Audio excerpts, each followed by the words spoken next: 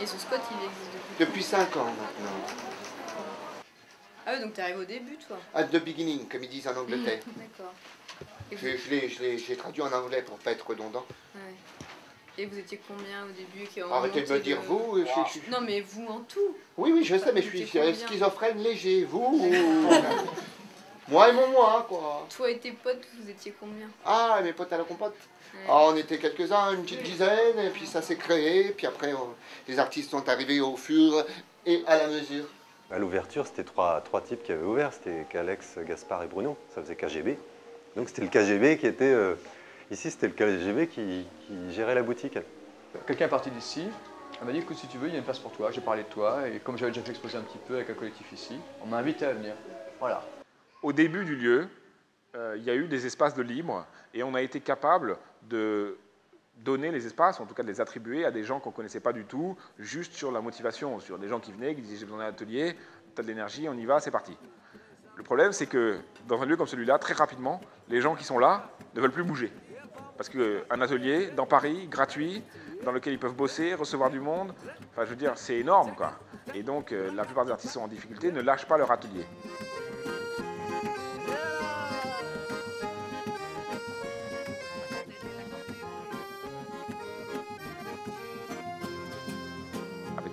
Aurait, mais tout le monde a son mot à dire, c'est-à-dire qu'on est tous ensemble, on a des réunions une fois par mois, ou régulièrement en tout cas, au cours desquelles chacun est invité à dire ce qu'il a à dire, dire ce qui ne va pas, dire ce qui va, dire ce qu'il voudrait faire, ce qu'il ne voudrait pas faire.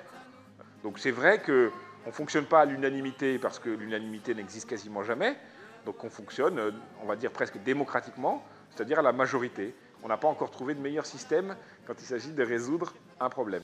C'est pas nous qui sommes à la rue, c'est la rue qui est à nous.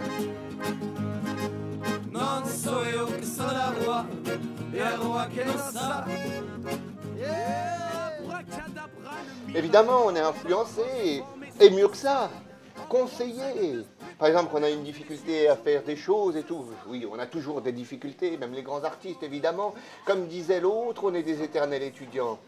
Alors bien sûr, oui, bien sûr, il y a une influence, il y a une aide, il y a un partage, il y a une copie, il y a des dons, il y a des dons.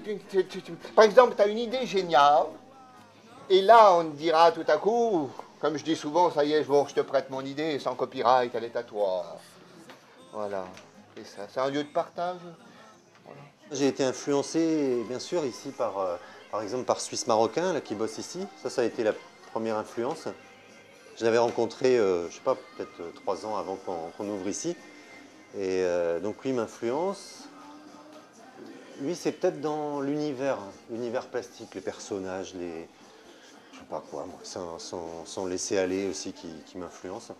Alors qu'avant, j'étais très précis, pointilleux, peut-être à faire des peintures comme on fabrique des campagnes de pub, en ayant pensé à tout ce qui va être sur l'image.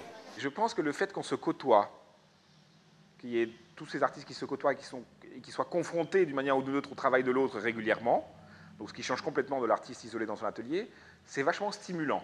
Parce que on voit des fois que l'autre est en train d'avancer, on voit un autre qui est en train aussi de bouger, donc on se dit mais moi aussi, etc. Et donc ça oblige d'une certaine manière chaque artiste à aller chercher tout au fond de lui-même quelle est sa réelle identité plastique. Donc ça oblige chaque artiste à affiner son travail de manière à trouver la chose qui n'appartient qu'à lui, qui n'est pas aux autres, qui n'est pas l'influence de tel ou tel, mais qui est soi.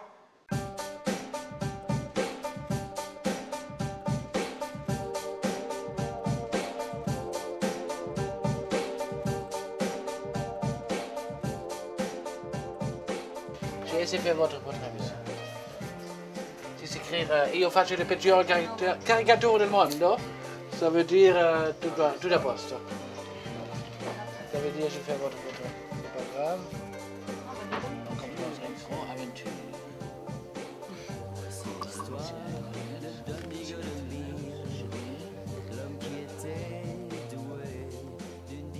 Alors on était surpris les premiers temps aussi où on a vu des femmes en perlousé, des mecs en costard, tout ça qui se pointaient. On se disait merde, ils se sont trompés de trottoir ces gens-là. Ben non, Voilà, ils sont venus aussi là. Et maintenant, il y a vraiment tout public. Plus, alors beaucoup d'étrangers. Et ça, c'est bien. Moi, je pense qu'aujourd'hui, les gens qui viennent ici, ils viennent surtout parce qu'ils ont entendu dire qu'il y avait un truc un peu bizarre, qu'il y avait une alternative culturelle qui était en marche, qui était en route, et que l'art était présenté ici de manière complètement différente. Qu'on n'était pas dans un musée ultra sacralisant, qu'on n'était pas dans une galerie avec un rapport commercial évident, et qu'on était dans un lieu où on rentrait dans les ateliers d'artistes, et donc une manière d'aller à la rencontre de l'art qui était complètement nouvelle. Là-dessus, juste une dernière idée forte. Dans les musées, les murs sont blancs, il y a une œuvre comme ça au milieu, un cartel, et donc le regard du visiteur est extrêmement dirigé. Ici, quand on rentre dans les ateliers, il doit chercher. C'est-à-dire qu'on ne lui donne pas beaucoup la main, et on le laisse rentrer dans un labyrinthe, c'est à lui à essayer de trouver des signes. Donc il est acteur de sa culture. Ce n'est pas juste un consommateur qui vient gober ce qu'on a présélectionné pour lui. Il faut qu'il fasse un travail. Et ça, c'est pour nous, c'est l'essence même du rapport art-spectateur, quoi. Là, c'est pas une galerie, parce qu'en fait, la différence, c'est qu'ici, c'est un lieu de création. C'est des ateliers. Alors qu'une galerie, c'est un lieu où on montrerait son travail. Et puis, avoir une galerie à soi, c'est pas une fin en soi. Et bourgeois, entends-tu passer dans ta rue une parade d'espérance, et qui chante et qui danse, et vogue la galère, le cap sur la Bohème, et vogue nos chimères, le cap sur leur Frodène. Il y a des cigales dans la fourmilière, et vous ne pouvez rien y faire. C'est sûr qu'on avait chopé une bonne place. On se dit, apparemment, c'est les 100 mètres de rue les plus commerçantes de Paris. Enfin, c'est là où le panier de la ménagère est le plus lourd, en gros. Et nous, on est au milieu de tout ça. Alors, on savait forcément qu'il y aurait du monde, mais on ne savait pas que ce serait tant. Et en plus, c'est pas nous qui avons comptabilisé, c'est des gens du ministère de la Culture qui sont venus compter le nombre de personnes qui rentraient. Alors, ils ont multiplié par le nombre de semaines, tout ça. Puis hop, ils tombent sur 40 000 ou 50 000 visiteurs par an. Puis voilà, donc après, ils font leur tableau de bord. Et puis, ouais, on est dans les trois. On est le troisième, je crois. Bah, fier, on peut pas dire que c'est une fierté, parce que j'y suis pour rien déjà. Et même si j'étais pour quelque chose, bah, ce serait pas de moi que je devrais être fier, c'est des gens qui créent l'art au quotidien. Moi, je suis fier de me dire que je suis dans un pays où les gens s'intéressent, il y a des choses qui se passent et les gens sont acteurs eux-mêmes de leur cité. Voilà, je pourrais être fier de ça. Et en même temps, je pourrais ne pas être fier aussi. Je me dis qu'il faut des squats pour que les gens puissent sortir et rencontrer l'art.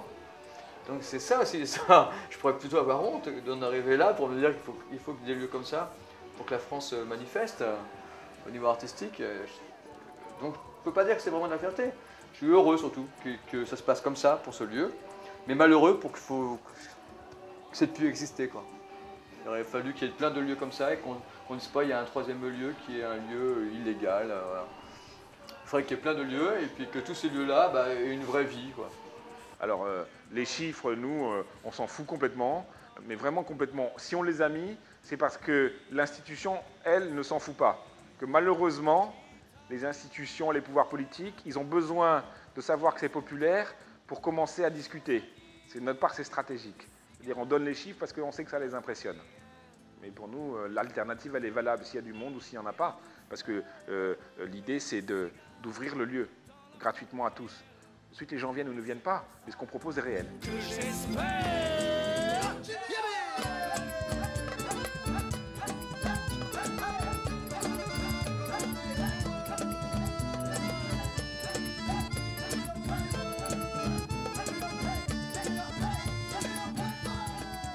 Et en 2006, donc, il y a des travaux qui commencent, je crois. Ouais.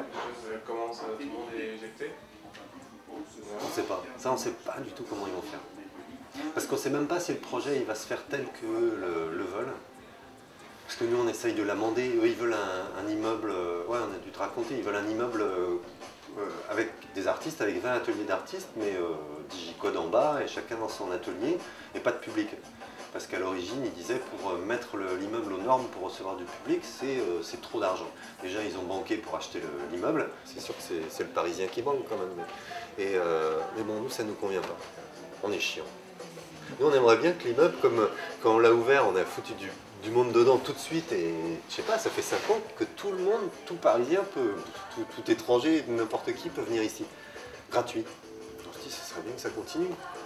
Et en plus, on a vu que si c'est ouvert au public, c'est mieux parce que personne ne peut se poser de questions, c'est vraiment ouvert. Ici, il y avait des ragots sur nous au début, et puis ça s'est calmé très vite parce que tout le monde pouvait venir vérifier que c'était pas vrai. Y a pas de pays pour les vauriens, les poètes et les baladins.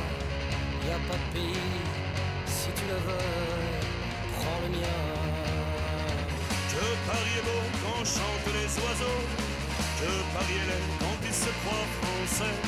Que Paris est beau quand chantent les oiseaux. Moi je cherche pas l'égalité ou la légalité ou l'illégalité. Moi je cherche avant tout, c'est un espace où créer.